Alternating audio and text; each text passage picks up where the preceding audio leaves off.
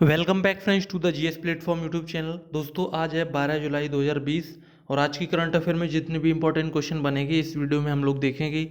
और अगर आप चैनल पर नए हैं तो चैनल को सब्सक्राइब करें, साथ ही साथ पीडीएफ को डाउनलोड करने के लिए टेलीग्राम ग्रुप को जरूर ज्वाइन करें जिसकी लिंक वीडियो की डिस्क्रिप्शन बॉक्स में दी गई है। तो चलिए शुरू करते हैं आज की वीडियो। तो आज की वीडियो का पहला क्वेश्चन है, किस राज्य के ज्ञानेंद्रो निंगोमबाम हॉकी इंडिया के नए अध्यक्ष बने हैं?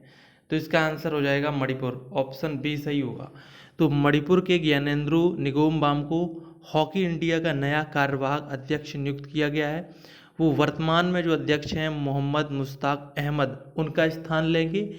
ये जो फैसला है वो मोहम्मद मुश्ताक अहमद के 7 जुलाई को हॉकी इंडिया से मिले इस्तीफे के बाद आया है, जिसमें उन्होंने इस्तीफे के जो कारण बताए हैं उसमें निजी और पारिवारिक कारणों को बताया है। ठीक है, चलिए अब बात करते हैं ज्ञानेंद्रो निंगोमबाम के बारे में। तो ये हॉकी से जुड़े हुए हैं और उन्होंने ज़मीनी स्तर पर अपने काम से संघ को काफ़ी प्रभावित किया है।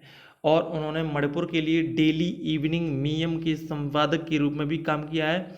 और 2009 से 2014 के बीच मणिपुर हॉकी के मुख्य कार्यकारी अधिकारी के रूप में भी काम किया है।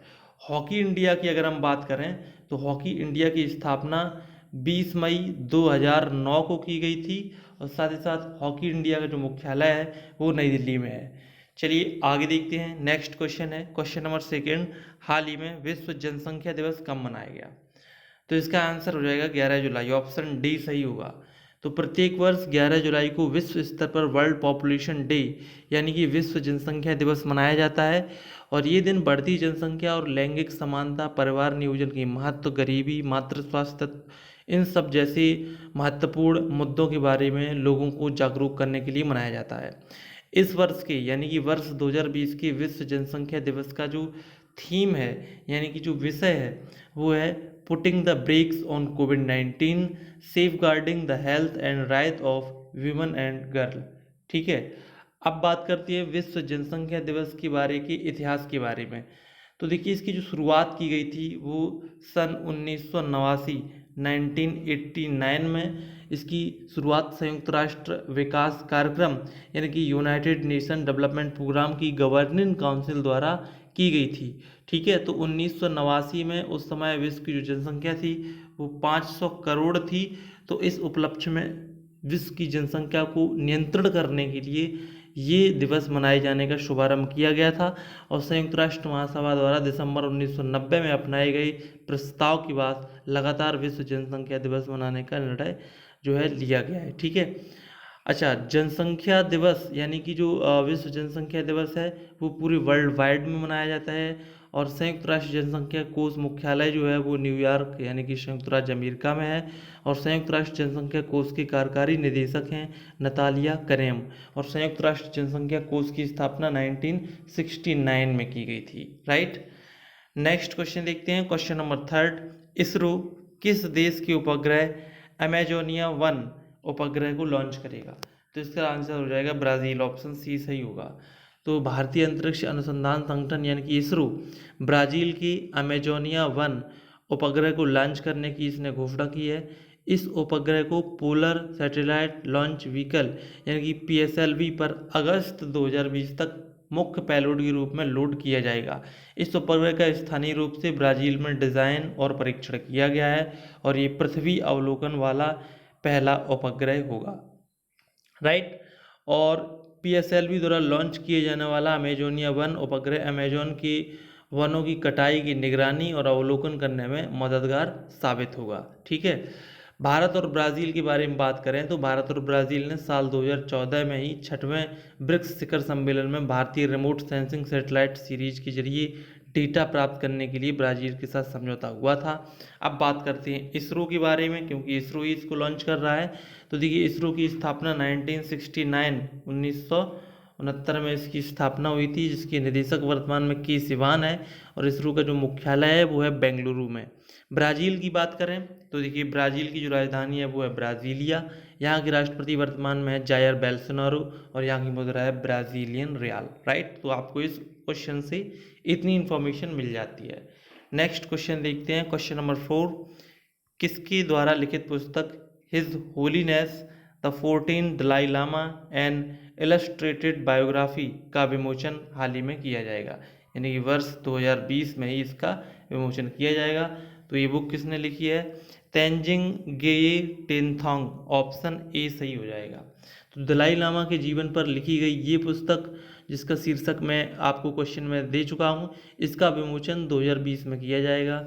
इस पुस्तक को रोली बुक्स द्वारा प्रकाशित किया जाएगा और ये जो पुस्तक है वो दलाई लामा के सबसे करीबी सहयोगियों में से एक माने जाने वाले और 40 से अधिक वर्षों से सलाहकार रहे लेखक तेंजिंग गेई टेनथोंग द्वारा लिखी गई है। और ये बायोग्राफी 14वें दलाई लामा तेंजिंग ग्यात्यो की जो यादगार यात्रा है उसका एक वृत्तांत है। इसमें लगभग 400 से अधिक अनदेखी तस्वीरों और अप्रकाशित दस्तावेजों सहित कुछ यात्रा वृत्तांतों को चित्रित किया गया है। और ये पुस्तक उनकी मार्च 1959 में भारत आने के लिए मजबूर होने से पहले के इतिहास के बारे में भी बताती है। ठीक है, 14वें दलाई लामा की अगर हम बात करें तो दलाई लामा जो कि अब हिमाचल प्रदेश की धर्मशाला में रहते हैं, 23 साल की उम्र में ही तिब्बत से भागकर भारत में आ गए थे और उन्हें वर्ष 1989 यानी कि 1989, ठीक है, सन 1989 में शांति और अहिंसा और स्वतंत्रता पर उनकी शिक्षाओं के लिए नोबेल पुरस्कार से सम्मानित भी किया गया था। तो ये रही इन्फॉर्मेशन दलाई लामा के बारे में। ठीक है, तो इस क्वेश्चन से आपको इतनी इन्फॉर्मेशन मिल जाती है। नेक्स्ट क्वेश्चन देखते हैं, क्वेश्चन नंबर 5। फ्लिपकार्ट ने कला शिल्प और हथकरघा क्षेत्र को बढ़ावा देने के लिए किस राज्य के साथ साझेदारी की है? तो इसका आंसर हो जाएगा कर्नाटक, ऑप्शन डी सही होगा। ठीक है, तो जो फ्लिपकार्ट है उसने कर्नाटक के कला शिल्प और हथकरघा क्षेत्र को बढ़ावा देने के लिए कर्नाटक सरकार के सूक्ष्म लघु और मध्यम उद्यम यानी कि एमएसएमई और खनन विभाग के साथ एक समझौते पर हस्ताक्षर किए हैं। और फ्लिपकार्ट का समर्थ कार्यक्रम गैर सरकारी संगठनों, एनजीओ और सरकारी निकायों के साथ मिलकर ग्रामीण क्षेत्रों में बड़ी संख्या में उद्यमियों, महिलाओं की अगुवाई करेगा। ठीक है, फ्लिपकार्ट की अगर हम बात करें तो फ्लिपकार्ट कंपनी की जो वर्तमान में मुख्य कार्यकारी अधिकारी सीईओ हैं वो हैं कल्याण कृष्णमूर्ति और मुख्य परिचालन अधिकारी वो है श्रीराम वेंकटरमन। इसका मुख्यालय बेंगलुरु कर्नाटक में है। ठीक है, और कर्नाटक की अगर हम बात करें तो इसके मुख्यमंत्री है वीएस येदियुरप्पा, राज्यपाल हैं वजुभाई वाला और इसकी राजधानी है बेंगलुरु। राइट, नेक्स्ट क्वेश्चन देखते हैं, क्वेश्चन नंबर 6। किस देश की बटालियन ने संयुक्त राष्ट्र अंतरिम बल यूएनआईएफआईएल का पर्यावरण पुरस्कार जीता है? तो इसका आंसर हो जाएगा भारत की बटालियन ने, ऑप्शन बी सही होगा। तो लेबनान में संयुक्त राष्ट्र अंतरिम बल यूएनआईएफआईएल के साथ तैनात की गई भारतीय बटालियन ने एक परियोजना के लिए पर्यावरण पुरस्कार जीता है जिसका उद्देश्य अपशिष्ट उत्पादन को कम करना, प्लास्टिक का पुनः उपयोग करना, ग्रीन हाउस का उत्सर्जन और खाद के जो गड्ढे होते हैं उनका निर्माण करना है। ठीक है, ये इसका उद्देश्य है। दूसरे स्थान का जो पुरस्कार है वो waste sector infrastructure management sector को जाता है। ठीक है, यूएनएफआईएल की बात करें तो इस मिशन की मुख्य और force commander major general Stefano Del Col ने पर्यावरण को संरक्षित करने के लिए इस तरह के पुरस्कारों की शुरुआत की है। ठीक है, चलिए आगे देखते हैं, question number 7। Indian pandemic risk pool बनाने के लिए टास्क फोर्स का गठन किसने किया है? तो ये किया है IRDAI, एडा ने, ऑप्शन ए सही हो जाएगा। तो भारतीय बीमा नियामक और विकास प्राधिकरण यानी कि insurance regulatory and development authority of India IRDAI द्वारा इंडियन पैंडेमिक रिस्क पूल यानी कि भारतीय महामारी जोखिम पूल बनाने के बारे में शोध करने और सिफारिशें देने के लिए एक कार्य समूह का गठन किया है। इस पैनल को महामारी जोखिम पूल की मदद से कोविड-19 महामारी से उत्पन्न विभिन्न जोखिमों को संबंधित करने की और संभावना की जो तलाशने का जो काम है वो इसको दिया गया है। राइट, अगर हम बीमा नियामक और विकास प्राधिकरण की बात करें तो इसके कार्यकारी निदेशक सुरेश माथुर इस 9 सदस्यीय कार्य समूह के अध्यक्ष होंगे। ठीक है, नेक्स्ट क्वेश्चन देखते हैं, क्वेश्चन नंबर 8। किस मंत्रालय ने AI आधारित असीम डिजिटल प्लेटफॉर्म लॉन्च किया है? तो इसका आंसर हो जाएगा कौशल मंत्रालय, ऑप्शन ए सही होगा। तो कौशल विकास और उद्यमिता मंत्रालय द्वारा आर्टिफिशियल इंटेलिजेंस AI आधारित आत्मनिर्भर skilled employ mapping digital platform को शुरू किया गया है। इस मंच का उद्देश्य रोजगार क्षेत्रों में कुशल कार्यबल की मांग आपूर्ति के अंतर को कम करना है, ठीक है। और इस पोर्टल में 3 आईटी आधारित इंटरफेस भी शामिल हैं, एम्प्लॉयर पोर्टल, डैशबोर्ड और कैंडिडेट एप्लीकेशन। केंद्रीय कौशल विकास और उद्यमिता मंत्री की बात करें तो वो है Mahendra Nath Pandey, right. Next question देखते हैं, क्वेश्चन नंबर 9। हाल ही में दादा साहेब फाल्के पुरस्कार किसने जीता है? तो ये जीता है केजंग डी थॉर्नडॉक, ऑप्शन ए सही होगा। तो फिल्म निर्माता केजन डी थॉर्नडॉक ने प्रतिष्ठित दादा साहब फाल्के पुरस्कार 2020 प्राप्त किया है। थॉर्नडॉक की लघुवृत्त ची लूपो कृत्रिम रूप से शहद के शिकार के रिवाजों का वर्णन करती है, जो शेर टुकपेन समुदाय से संबंधित है, जिसमें ची का अर्थ है शहद और लुपो का अर्थ है शिकारी, ठीक है। वर्तमान में थॉर्नडॉक अपनी नई परियोजना पर काम कर रहे हैं, जो कि खिक सावा नामक एक डॉक्यूमेंट्री फिल्म है, जो कि शेर टुकपेन जनजाति का एक त्योहार है, राइट। नेक्स्ट क्वेश्चन देखते हैं, क्वेश्चन नंबर 10।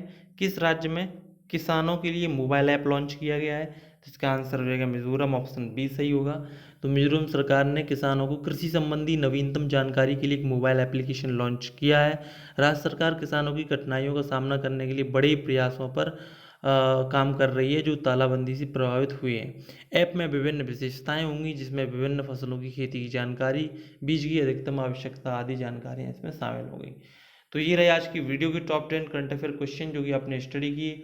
आगे देखते हैं कल की करंट अफेयर क्विज के बारे में। तो कल आपसे पूछा गया था हाल ही में धर्मचक्र दिवस कब मनाया गया, तो इसका आंसर होगा 4 जुलाई। और कल की जीएस क्विज की बात करें तो फिनिक्स फार्म पूछा गया था, तो इसका आंसर है डरबन, ठीक है, जहाँ पर महात्मा गांधी ने वहाँ पर कार्य किया था, ठीक है। आगे देखते हैं आज की करंट अफेयर की क्विज। तो आज का प्रश्न है आपके सामने, जीन कास्टिक्स किस देश के नए पीएम नियुक्त किए गए हैं? ऑप्शन आपके सामने दिए गए हैं, इसका आंसर आप कमेंट बॉक्स में दे सकते हैं हैशटैग सीए के साथ। और दूसरी जो क्विज है हैशटैग जीएस, तो उसका क्वेश्चन है अरविंद घोष द्वारा लिखित पुस्तक निम्न में से कौन है? आप जानते हैं कि अरविंद घोष भारत के एक बहुत बड़े क्रांतिकारी रहे हैं, उन्होंने निम्न में से कौन सी पुस्तक लिखी है? तो इसका आंसर हैशटैग जीएस के साथ दीजिए। और अगर आपको वीडियो पसंद आए तो प्लीज़ वीडियो को लाइक शेयर जरूर करें। साथ ही साथ टेलीग्राम ग्रुप को ज्वाइन करने के लिए टेलीग्राम ऐप में द जीएस प्लेटफॉर्म सर्च करें और वहाँ पर आप हमारे साथ जुड़ सकते हैं। तो मिलते हैं नेक्स्ट वीडियो में, तब तक के लिए नमस्कार।